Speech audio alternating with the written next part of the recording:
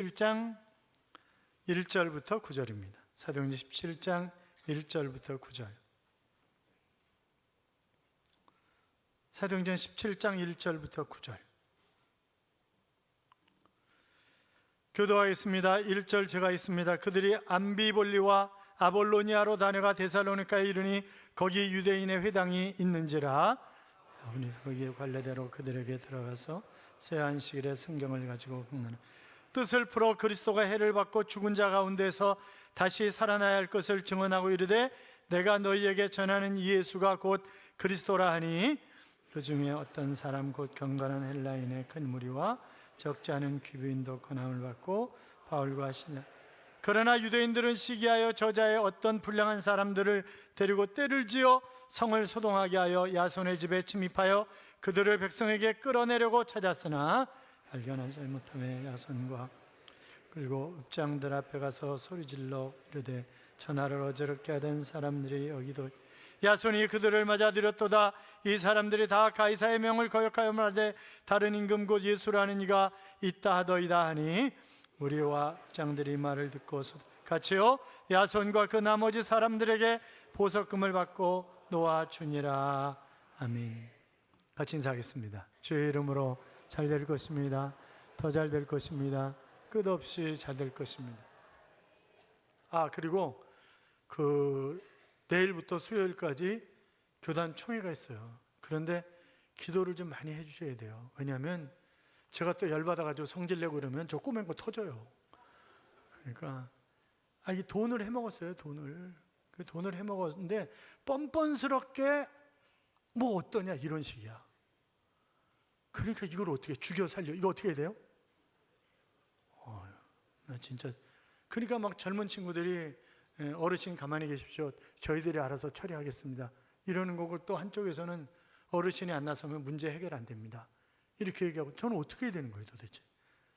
그러니까 헌금을 어떻게 그러냐고. 교인들이 드리는 헌금인데 그걸 어디 전달해야 되는 건데 거기서 중간에서 배달 사고를 좀 냈어요.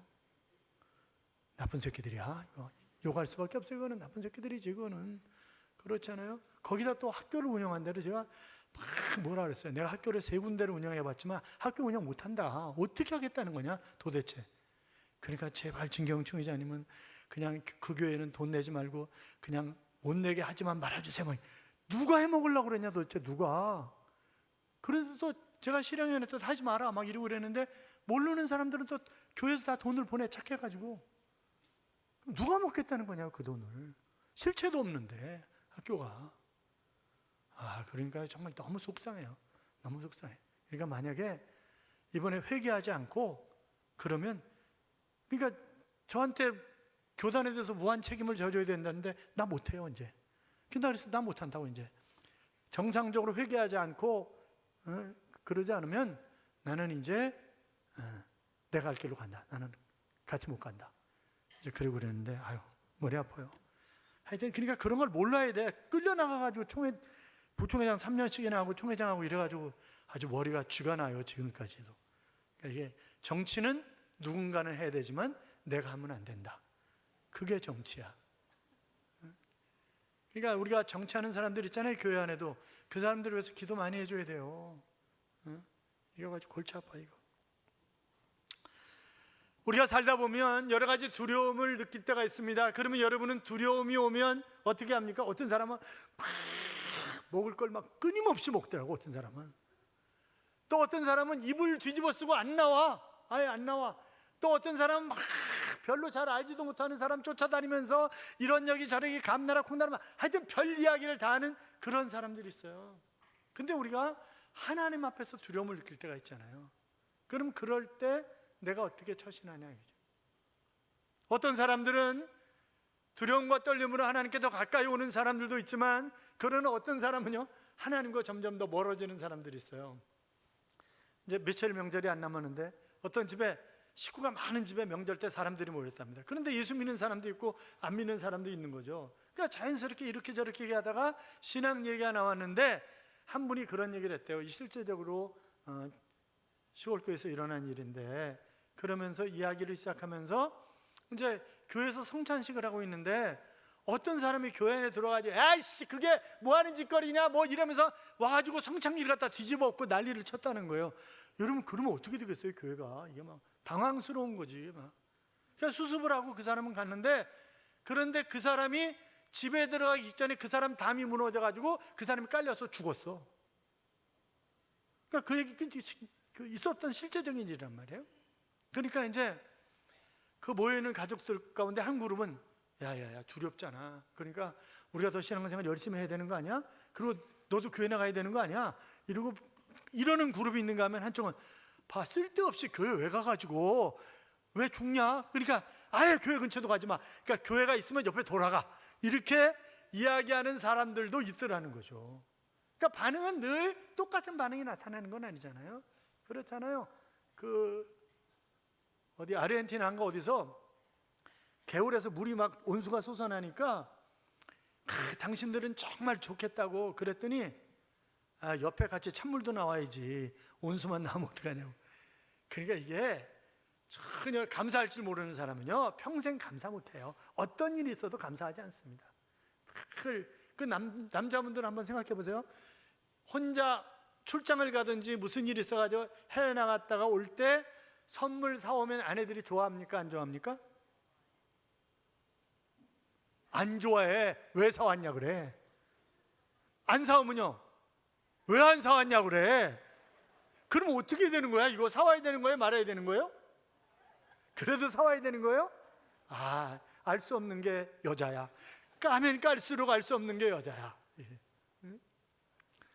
오늘 본문도 이제 그런 얘기예요. 우리가 쭉 보았던 것처럼, 자, 지금 예수의 영이 허락지 않기 때문에 결국 마케도니아 지방으로 건너갔습니다. 유럽으로 건너갔습니다. 그래서 빌립보에서 복음을 전할 때, 거기 기도처를 찾아갔는데 유대인 여자들과 이방인 여자들이 모여서 기도하고 있었잖아요. 그래서 복음을 전해서 루디아라고 하는 자색 옷감 장사가 예수를 믿었고, 나를 주 믿는 자로 인정하거든 내 집을 교회로 써달라, 내 집에 머물러 달라.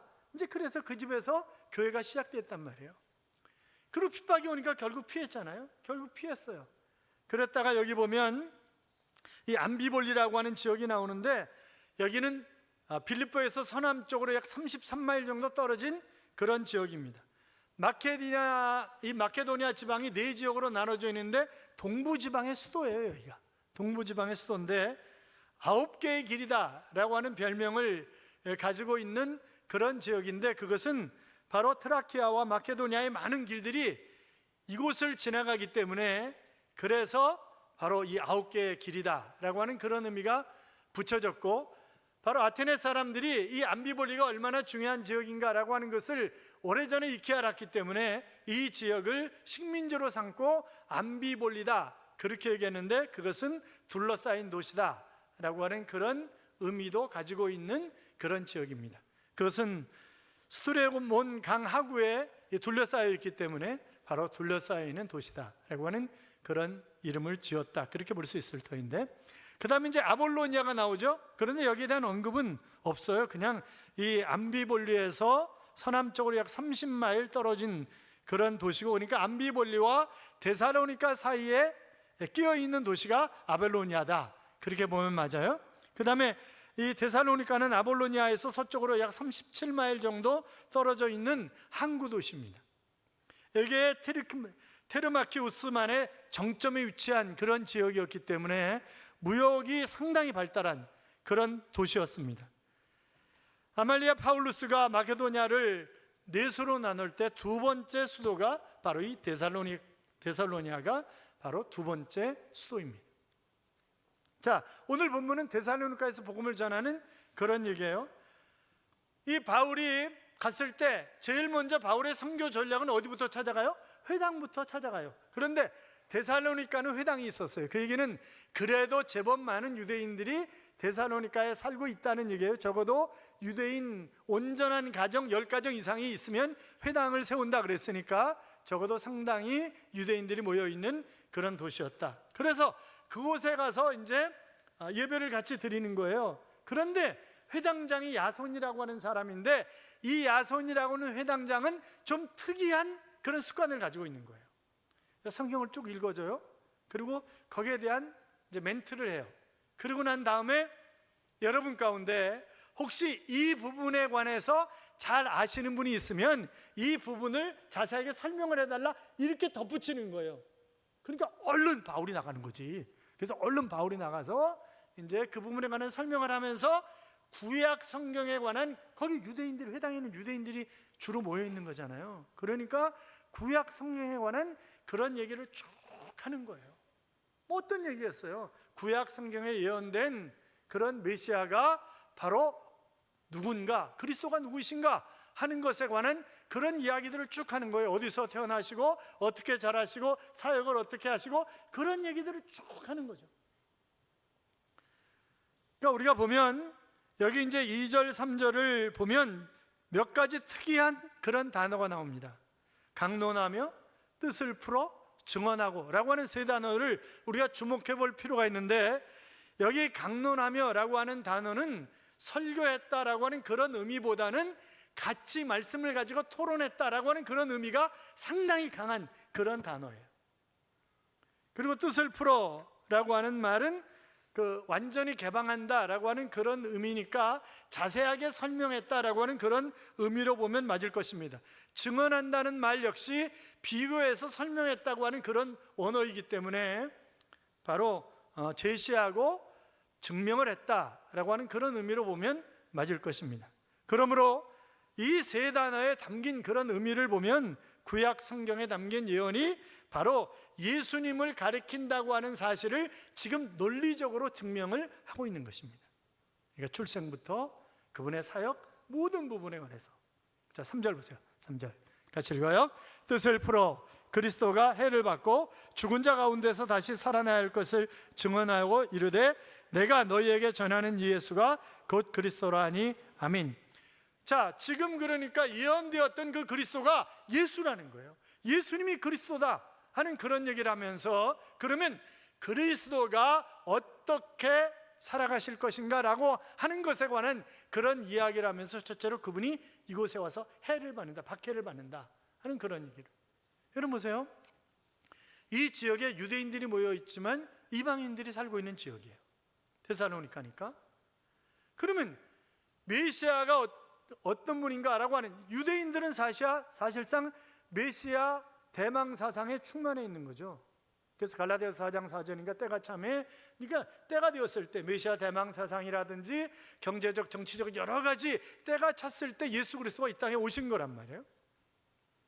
그런데 지금 이 이방 지역에서 메시아라고 하는 것은 생각이 좀 다른 거예요.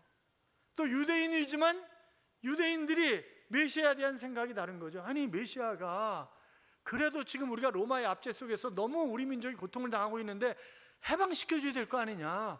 그리고 우리가 경제적인 부를 얻어서 좀 잘 살 수 있도록 해줘야 되는 것이 메시아지, 무슨 십자가에 달려서 죽는 것이 메시아냐. 그건 메시아가 아니다. 이런 생각을 가지고 있는 거예요, 이 사람들은. 또 이방 사람들은 신전 숭배뿐만이 아니라 뭘 만들어 가지고 많이 섬겼다고요. 그러니까 자기들이 생각하는 메시아는 이런 게 아니, 이런 예수 그리스도가 메시아라고 볼 수가 없는 거죠. 그래서 지금 사도 바울이 그러면 그 메시아가 어떻게 구약에 예언되어 있느냐, 그분이 해를 받는다, 박해를 받는다고 되어 있다 하는 그런 얘기를 하고 있는 것입니다. 그래서 이들이 메시아관에 대해서 잘못 가지고 있는 것을 바르게 알도록 설명을 하고 있는 것을 우리가 볼 수 있는데, 그러니까 예수님을 믿지 못하는 이유 중에 가장 중요한 이유가 앞서 말씀드렸던 것처럼 아주 연약한 모습으로 십자가에 못 박혀 돌아가신 그거는 아니다. 이제 그렇게 생각을 하는 거예요. 그러나 그 예수 그리스도가 해를 당하실 수밖에 없었던 이유는 나의 죄 때문에, 우리가 죄를 지었기 때문에 그 죄 문제를 해결하지 않는 한 영원한 하나님의 나라에 들어갈 수 없기 때문에, 그래서 그 죄 문제를 해결하기 위해서 예수 그리스도가 인간이 지은 죄를 인간이 해결해야 되기 때문에 인간의 몸을 입고 하나님이 오셔서 십자가에 못 박혀 돌아가신 것이다. 이제 그런 쭉 설명을 했겠죠. 여러분, 우리가 교회 와서 예배를 드리는 것도 나를 대신하여 십자가를 지신 하나님, 주님의 은혜, 하나님의 사랑에 감사해서 예배를 드리는 것 아닙니까? 예수 그리스도께서 대속의 죽음을 죽으셨기 때문에 우리를 그냥 의롭다고 도장을 찍어줬어요. 실질상 죄인임에도 불구하고. 그래서 우리가 하나님 앞에 나올 수 있게 되었기 때문에 하나님 앞에 예배를 드리는 것이란 말이죠. 그런데 그분은 해를 받기 위해서 오셨다, 그래서 해를 받으신 것이다 하는 그런 설명을 하고 있고, 그리고 내가 전하는 메시아가 바로 예수다 하는 그런 얘기를 하고 있습니다. 베드로를 위시한 예수님의 12제자와 당시 예수님을 따르던 많은 사람들이 예수님의 죽으심과 부활하심을 목격을 했습니다. 여러분, 얼마나 많은 사람들이 예수님의 부활하심을 목격했어요? 예수님이 승천하실 때 500여 형제가 동시에 봤다 그랬어요. 그러면 여자들이 훨씬 많죠. 여기도 여자분들이 훨씬 더 많잖아요. 그때는 더 말할 필요가 없는 거예요. 그러니까 수천 명이 모인 거지, 수천 명이. 그 자리에서 예수님이 승천하셨다고요. 그거를 다 봤어, 이미. 그러니까 그분이 메시아였다라고 하는 것을 생명 걸고 전하는 거예요. 예수님이 십자가에 못 박혀 돌아가셨다, 예수님이 부활하셨다, 예수님이 승천하셨다, 그러므로 그 예수를 우리가 믿지 않으면 살 방법이 없다, 이제 그런 얘기를 하는 거죠. 여러분, 사도 바울 보세요. 그가 사울이었을 때 스데반을 돌로 때려 죽이는 자리에 그 사람 앞에 옷을 벗어서 놨다고 하는 얘기는 그가 책임자라는 얘기잖아요. 죽어야 마땅하다고 생각을 하는 거예요. 그리고 잘난 척하고 대제사장에 도장 받아가지고 예수 믿는 사람 삭찰해가지고 감옥에다 넣는 일을 했던 사람이 사울이잖아요. 그리고 그것도 모자라가지고 다메섹에 있는 사람들까지 잡아오려고 가다가 그가 부활하신 주님을 다메섹 도상에서 만난 거잖아요. 그리고 눈이 멀었고 기도를 받고 비늘 같은 것이 눈에서 떨어지고, 그러면서 그는 이분이 메시아구나, 이분이 나를 구원하시는 분이구나. 사울아 사울아, 내가 어찌하여 나를 핍박하느냐? 주여 누이시니까 나는 내가 핍박하는 예수라. 그가 주님을 만나고 완전히 송두리째 다 바뀐 거잖아요, 자기가. 그래서 그는 이 땅에 있지만 하늘 보좌 우편에 계신 그런 하나님을 볼 수 있었고, 그러니까 우리가 보면 그가 자세하게 설명을 하지 않지만 3층 천에 갔었다라고 하는 그런 이야기를 하는 것도 우리가 볼 수 있단 말이죠. 그래서 그는 여러 가지 체험을 통해서 예수님이 그리스도 되심을 깨닫게 되었습니다. 바울은 이런 사실들, 그것이 바로 복음이잖아요. 예수 십자가에 못 박혀 죽으시고 다시 부활하시고 승천하시고 하나님 보좌 우편에서 지금도 말할 수 없는 탄식으로 우리를 위해서 기도하시고 때가 되면 이제 오셔서 세상을 심판하실 것이고 우리는 공중의 들리움을 받아 공중에서 혼인잔치가 벌어질 것이고, 이것이 복음이란 말이죠. 그거를 3번의 안식일에 그 복음을 전하는 거예요. 그러니까 이때 반응이 서두에서 말씀드렸던 것처럼 2가지 반응으로 쫙 나눠지는 거죠. 그러니까 헬라인들과 일부 귀족 부인들과 이런 사람들이 바로 바울과 실라를 통해서 예수 그리스도를 구주와 주님으로 영접하는 거예요. 그래서 바울과 실라를 따라 이렇게 표현을 하고 있어요. 그러나 대다수의 유대인들은요, 데살로니가 읍장들을 데려오고 이러면서 불량배들을 데려오고 이래가지고 난동을 부리고 결국 바울과 실라 그 일행을 잡아 죽이려고 몸부림을 치는 거예요. 그리고 이 회당장인 야손의 집까지 쳐들어가는 거죠. 그런데 없어 보니까. 그래가지고 야손과 그 가족들을 끌고 왔고, 그래서 보석금을 내고 풀렸다 하는 그런 얘기가 마지막 절 이야기였단 말이죠. 사랑하는 여러분, 지금 이 바울과 실라의 삶, 야손의 삶, 이런 삶을 보면서 우리가 선교적 측면에서 얼마든지 이해할 수 있지만 또 다른 측면에서 그리스도인의 삶이라고 하는 것은 과연 어떻게 살아야 되는가라고 하는 것을 보여주고 있다고 한다면, 첫째는 앞으로 전진하는 삶이다 라고 하는 것입니다. 생각해 보세요. 자기가 오고 싶어서 지금 이쪽 지역으로 유럽을 건너온 거 아니에요. 성령께서 이끄셨어요. 귀신 들린 여자애 고쳐줬다고 오지게 맞았어요. 그러니까 지금 데살로니가에서 또 죽기 살기로 와가지고 복음 전하는데 또 죽이지 못해서 안달하는 사람들이 너무 많은 거예요.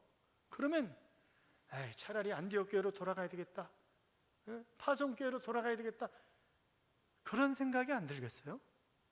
이런저런 생각이 많이 들 거라고요. 그런데 굴하지 않는 거예요. 다시 베레아 지역에 가서 또 복음을 전하는 거예요.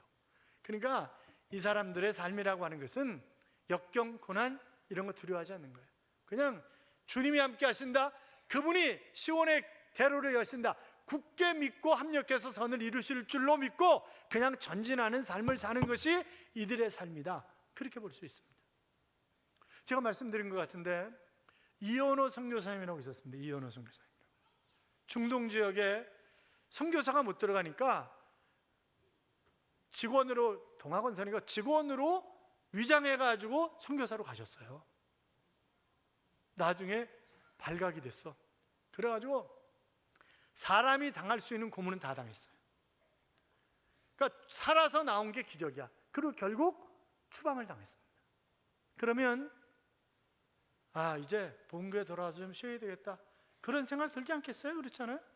어쩌면 당연한 것인지 몰라요. 그런데 이슬람권인 인도네시아로 또 갑니다. 거의 몸은 완전히 거의 간 거죠. 그런 상태로 다시 인도네시아 가서 복음을 전하는 거예요. 그런데 교통사고로 죽었어.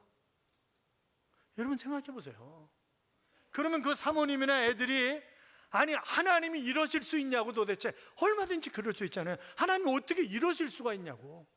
그런데 그 사모님이 내 남편이 너무너무 고통을 당해서 하나님이 이제 와서 쉬라, 그리고 부르셨다고. 그래서 나와 아이들이 이곳에서 선교를 계속해야 된다고, 우리는 그러면서 선교하고 계세요. 응? 종신대학교, 그러니까 우리나라의 교육학계 거장 가운데 한 사람이었죠. 기독교육학계 김능용 목사님의 사위예요. 그러니까 참 기가 막힌 거죠. 그러니까 뭐예요?